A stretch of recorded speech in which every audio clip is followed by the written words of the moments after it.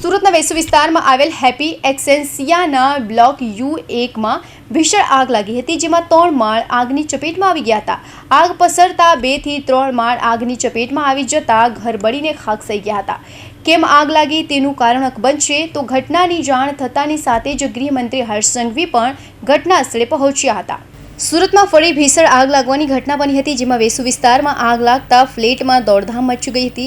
આગ કેમ લાગી તેનું કારણ હજુ સુધી અકબંધ છે. તો ફ્લેટમાંથી લોકો બહાર નીકળી રહ્યા છે અને ફાયર વિભાગ દ્વારા આગ બુઝાવવા માટેની કામગીરી કરાઈ રહી છે. મહત્વની વાત એ છે કે આ ઘટનામાં કોઈ જાનહાનિના સમાચાર સામે આવ્યા નથી.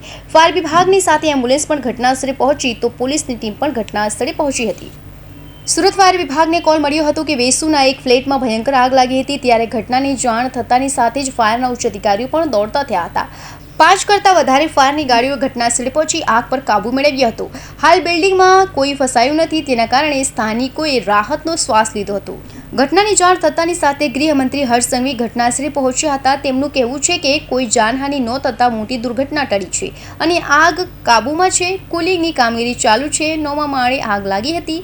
ઘર ખાલી હતું અને 40 લોકોને બહાર કાઢ્યા બાદ 18 લોકો અંદર હતા. તેમને સુરક્ષિત તરીકે બહાર કાઢી લેવામાં આવ્યા હતા. તરત જ આગ બુઝાવવાની કામગીરી કરાઈ હતી.